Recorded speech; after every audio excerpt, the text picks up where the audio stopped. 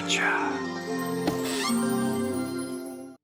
Hello everyone, and welcome to another Monster Hunter World Iceborne video. This is Thegameconomist, and today we're talking about the 10 signs of an inexperienced hunter.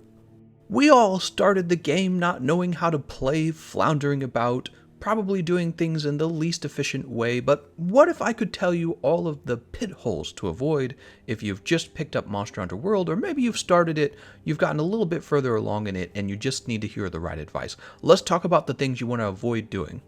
Pitfall number 1. Your build doesn't make sense. That's right, you've picked up the charge blade, and you have no idea what you're doing. You've picked up the dual blades, and you don't know even which dual blades you should be using, and what armor you should be using with the dual blades.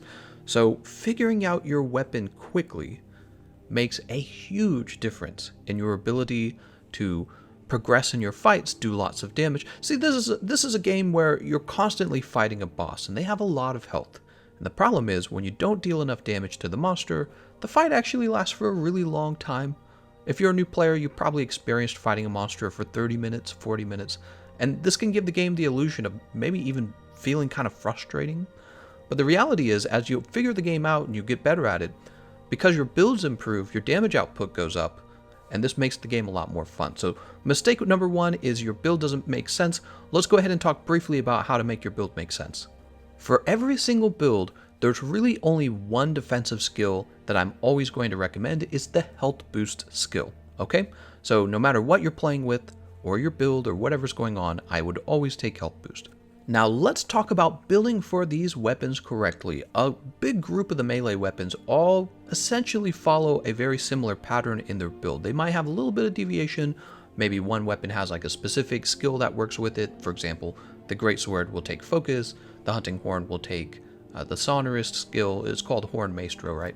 But they all generally do damage using the same set of skills. So greatsword, longsword, sword and shield, hammer, hunting horn, lance, switch axe, and the insect glaive. The skills that they're going to be using are crit eye, this is for affinity, weakness exploit, affinity once again, crit boost is pairing with the affinity, right, all the affinity you've built up, master's touch is maintaining your sharpness, and handicraft if you need it. Handicraft is raising your sharpness and maybe giving you a new sharpness level.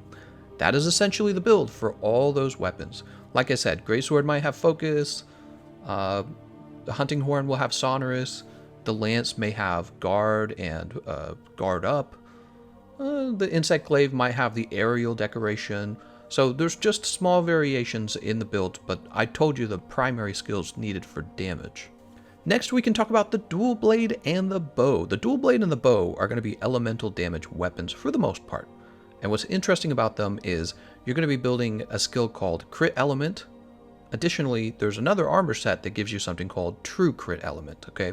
So we're talking about Velkhana armor, and we're talking about Silver Rathalos armor. You get this crit element or true crit element onto your build, you pair this with high affinity, and you might still build crit boost if you have room for it, because these weapons also deal some raw damage. So dual blades and the bow are a little more tricky, right? They rely a lot more on their elemental damage, and that means you need one of each of the elemental types for these. The other weapons, you can just pick the highest raw. But dual blades and bow, you're really looking for the highest element of each elemental type. So you'll have a larger collection of those particular weapons. The gun lance using shelling and the charge blade using impact file, these are going to be weapons where you're going to build artillery. And that's where a lot of your extra damage is coming from on those weapons. Charge blade, like the greatsword, will also build focus. Gun lance may build focus if you're using long shelling, which is really popular right now. Focus is allowing you to shell faster. Okay, so you do the charge shelling on the gun lance, you just hold the button down, and focus allows this charging to last a shorter duration. So those are going to be explosive. You'll also probably consider like guard up and guard for those, similar to the way you did for the lance. The bowguns. So the bowguns are going to rely on a few skills that are specific to the bowguns. You've got, let's see, well, it depends on what kind of ammo you're using. So if you're going to be using elemental ammo, similar to the dual blades and the bow, you're going to go for crit element or true crit element, preferably true crit element, by the way. So you're going to go for true crit element if you're going to be using elemental ammo, and it's certainly a good idea to do that with the light bowguns when you have rapid fire. However, if you're going for explosive damage, you're going to go with an artillery setup, similar to the gun lance and the charge blade. So you'll build artillery, maybe you'll build artillery 5 with the Zora Magdaros armor set, right? It's got the artillery secret skill built in. Finally, there are shot type ammos, such as normal, spread, and pierce. The spread ammo is generally one of your best shot type ammos. It's really, really strong, but you got to be close to the monster to use it. And that takes, just like the other weapons, it takes crit boost, weakness exploit, and crit eye. However, additionally, you'll think about spare shot, true spare shot, and you'll also consider free element ammo up. The ammo up skill is giving you a larger clip, and we like larger clips when we're using bowguns. So that's all the weapons. You've essentially, in a nutshell, heard about all the damaging skills for all 14 weapons. Isn't that amazing? We did that in a few minutes. All right, let's move on to the next thing in the list. The second biggest mistake you're going to make is your item loadout is going to suck. You're going to have bad organization. You're not going to have the items you need. You're not going to know even what items you should be thinking about because you don't know how items work. So I have some really great content about this already. Some of my most popular videos, item loadout video and a video describing what each of the items do. If you haven't watched those videos, I'll leave a link to it in the comment section and in the description. I recommend taking a look at those. But since you're here already, why don't we talk about exactly what I recommend having in a generic item loadout. So I have one of the most important parts of your item loadout, the Mega Potion. This allows you to heal very cheaply, and the Max Potion. So the Max Potion allows you to instantly heal your entire health bar. It also maxes out your health bar. You'll notice right under Max Potion, I have Mandragora and I have Mega Nutrients. These essentially are allowing me to craft more Max Potion in the middle of the fight. It's my favorite way to heal. We've got Flash Pods. This allows us to flash a monster as they try to retreat, and this will cause the monster to fall out of the sky before they can escape to their nest, right? That's what they do. And this gives you an opportunity to trap the monster after they've fallen. We've got Mega Barrel Bombs if somebody puts the monster to sleep. We have Dust of Life. Dust of Life is a new healing item in Iceborne. It gives everyone a lot of life, right? It gives your whole team life when you use it, not just you. We also have God Bug and Gloam Grass Bud so that we can craft more Dust of Life. We have a Farcaster. Farcaster takes you back to camp, which is really useful because you can use it in the middle of a battle, right? Normally you can't just fly back to camp. You have to be unaggroed by the monster. Well, Farcaster ignores that. You can even use Farcaster to get out of attacks. So when Lunastra uses her ult, use a Farcaster, get out of the ult.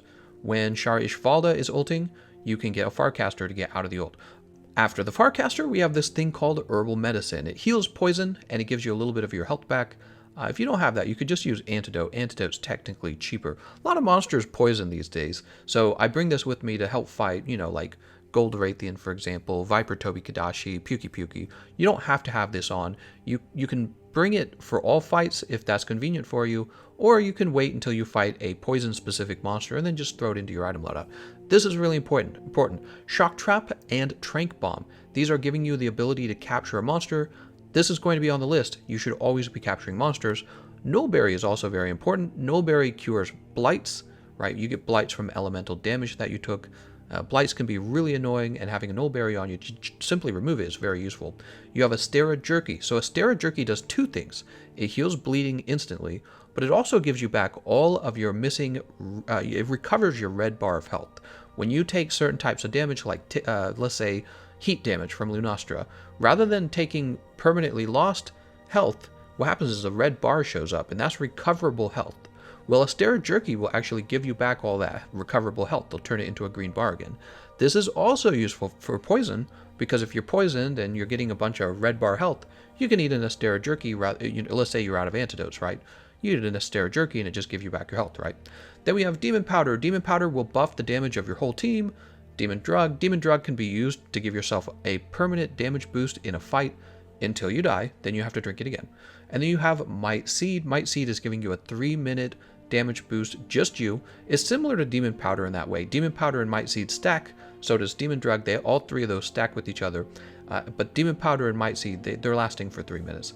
The Dung Pods. Dung Pods are now farmable. You can farm for them and have a whole bunch of them in savings. I like them because it makes monsters split up. You shoot a monster, and once the monster's shot with the Dung Pod, they'll leave the area.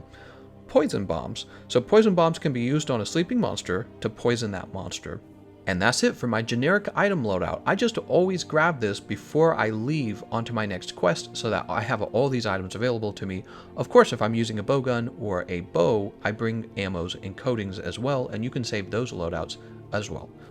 Mistake number 3, you don't even know what you're supposed to be doing. You don't know what you're farming for.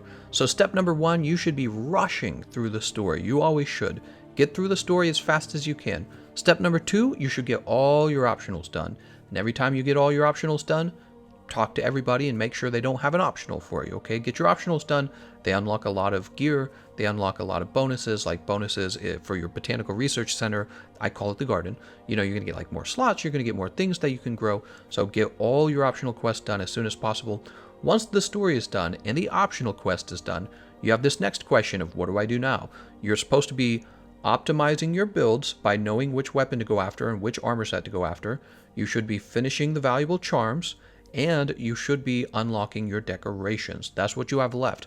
You want to get all of that done so that when you go off to fight a really tough monster, like a boss type monster, maybe like Extreme Behemoth, you're all pumped up and ready to go. So mistake number 3 is kind of like being disorganized in your understanding of what you should be doing in the game. And now I've kind of told you exactly what you should be doing. Don't forget to make use of the wish list so that you can have a whole list of the pieces of armor or the weapons, the charms that you're working on. Mistake number 4 that a new player makes. You start the quest without even eating a meal. Before you leave, you should always have a meal. When I first started the game, I thought that meals were a bad idea because they were a waste of Zenny. No, you're crazy if you think that. Meals are extremely important. They last for the entire hunt, assuming you don't die. As soon as you die, you lose the buff from the meal. However, 15 minutes into your fight, you can eat a second meal from the camp, okay? And they're going to give you stamina, they're going to give you more health, and they're going to give you feline food skills, which are really useful, especially some of them. For example, feline safeguard gives you an extra life. That's really nice to have an extra life. You can eat for attack up large. You can eat for elemental resistance large. So there's a lot of great things at the canteen. I've done lots of content on the canteen as well.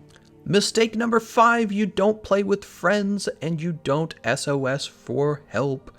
That was one of the mistakes that I made when I first started playing Monster Hunter World. I didn't even know SOS and multiplayer were a thing. I thought it was a single player game. Can you believe that? My favorite aspect of the game is the multiplayer. So for SOS, if you were like me and you didn't read the instructions, using SOS is actually quite simple. Just open up your menu. Once you're in the match, open up your menu and then fire an SOS flare. However, hosting for your friends is a little more complicated. You want to choose create new online session. The session will be created. You can invite your friends to join using PlayStation or Xbox features, so you can directly invite them. Or you can go to your session settings and you'll see a code up in the corner that shows you, it's like a passcode that your friends use to search specifically for your session. They'll join that session, then you can post a quest to the board. And then once the quest is posted, everyone can join that quest and ready up with you to all go on to the quest together at the same time. You can even, at the end of the quest, choose to stay at camp and get the next quest going, or you can return to the gathering hub. It's really nice.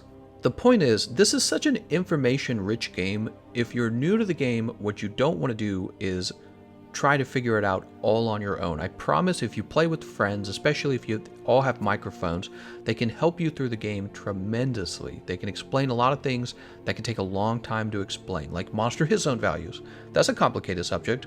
Well, if you have a decent friend with you, they can explain it very quickly. And if you want to talk to people or ask questions, we also have a Discord server. It's got, I think it's like 23,000 people in it.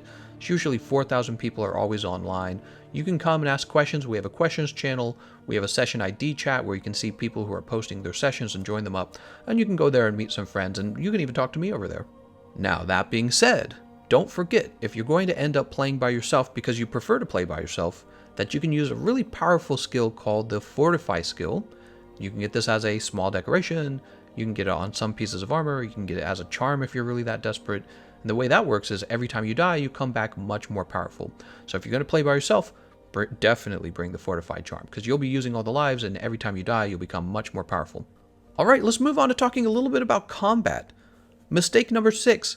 When you start a fight against a monster, you don't immediately flinch shot the monster. That's right, there's this thing called flinch shotting in Monster Hunter World. It does a ton of damage and causes a knockdown on a monster, and when the monster is knocked down, you can do even more damage. So grab a pod. There's almost always a pod right at camp. Grab a pod, a stone will work, whatever it is you have. You're going to grab the monster by the head. It has to be the head. On Rei Zhang, I suppose it can be the arms, right? Then you're going to use your claw attack. You'll say it on your screen. There will be a prompt, claw attack. When you use the claw attack, you can rotate the monster toward the wall, and then you pull right trigger to fire all your slinger pods into the monster. This will drive them forward. They'll bonk on the wall, causing a knockdown, and this gives you an opportunity to get an attack in. And if you are really well planned, you can pick up a second set of pods. When the monster gets back up, you just immediately flinch shot a second time. This is 2 flinch shots in a row. Is really powerful to do that, okay? So newbie players, they don't use flinch shot when they really should be using flinch shot. They also don't know when a monster is enraged, you can't flinch shot, and you can see when a monster is enraged by looking at the map, right? There's the mini map. There's this little symbol on the monster. When the symbol is red, the monster is enraged, and you can't flinch shot. When the symbol turns yellow, that means you can flinch shot the monster, so go for it. Mistake number 7, you don't keep the monster's body parts softened. What am I talking about? In Monster Hunter Iceborne, we have this new feature with the Clutch Claw where you can grab onto a monster, use a weapon attack while you're clutch clawed onto that monster, and then when you fall back off, the monster's hide is softened. Some weapons can do this in one weapon attack. Some weapons, like the light bowgun, you have to do it twice in a row on the same body part. Whatever the case, the monster's body will have like this white lining to it, like it's damaged, you know, like a mosaic.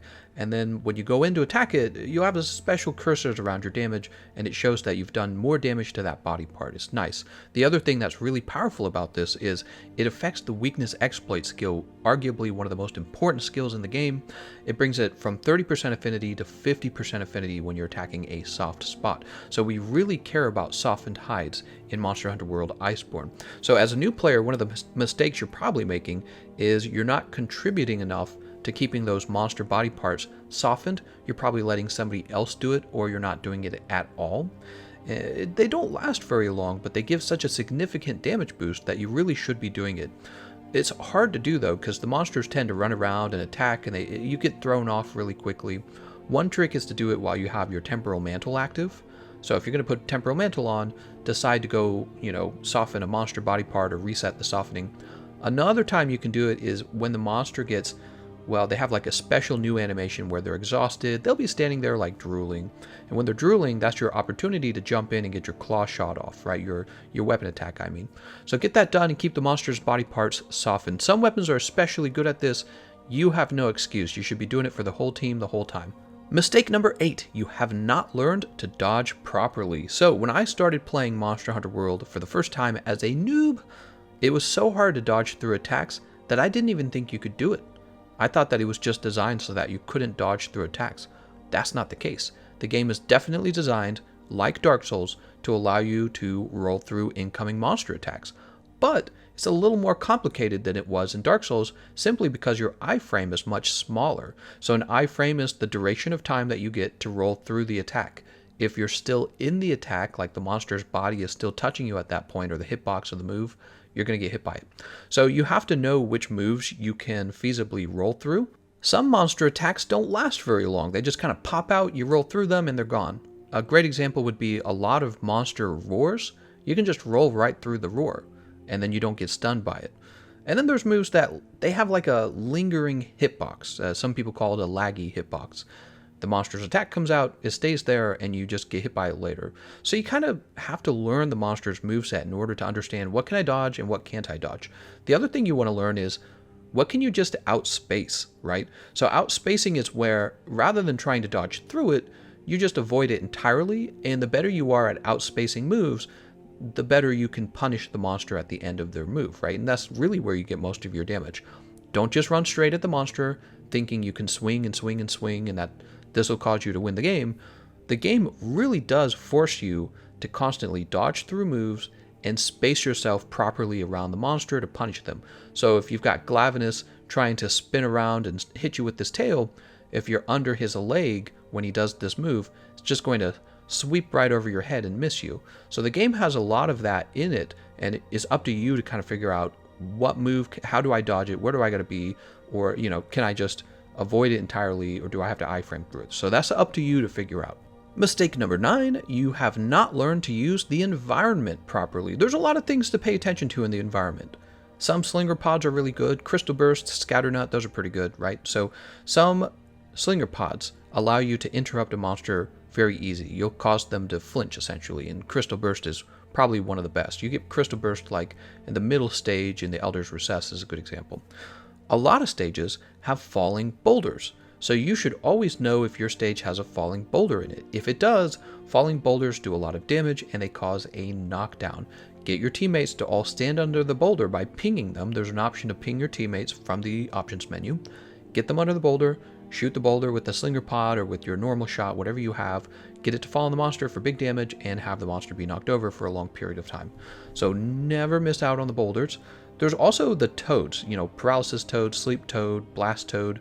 Definitely keep an eye out on the sleep toads and the paralysis toads. Those are ailment toads, and they're kind of decent to have just to get the paralyze on the monster, but also to not end up being paralyzed. Because what can happen is somebody can accidentally attack them while they're near it, and then you'll be the one getting paralyzed rather than the monster, and that's really annoying. So get the monster in there and avoid it yourself. You don't want to be ailmented.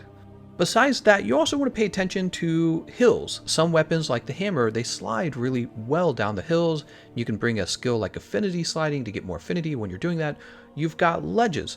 Ledges are something that when you roll off of them, your character hops, and that hop can turn into an aerial attack for mounting damage or just to get very fast damage out. Some weapons like the hammer can aerial hop over and over again off of a ledge and pull itself back onto the ledge, and I call this ledge spamming or ledge hopping. Some people call it aerial style. There's different names for it at this point, but yeah, ledges are really nice to have. Even wedge beetles can be used. You can grab a wedge beetle to jump over a monster and then to drop down on top of that monster for another aerial attack. I used to do that all the time to the ancient lesson. So yeah, you've got to learn to use your environment to your advantage. Finally, mistake number 10 is that you forgot to capture the monster. That's right. Some investigations require you to strictly capture the monster. If you kill the monster, you're going to fail. And then here's the other part to this tip. You should always be capturing anyways, without exception. So it's easier to just focus on killing a monster and arguably more fun, but actually capturing a monster is always faster, and you get exactly the same rewards. You do not miss out on rewards when you capture the monster, in case you were wondering about that. So what you should be doing is when a monster has the little skeleton icon over their icon on the minimap, this means the monster is ready to be captured, and they're probably limping off at this point. Go in for the capture. Don't worry about killing him. Save yourself 2 to 3 minutes. Alright, and that concludes the list. Those were the 10 signs of an inexperienced hunter. I explained everything you should be doing rather than what you might be doing.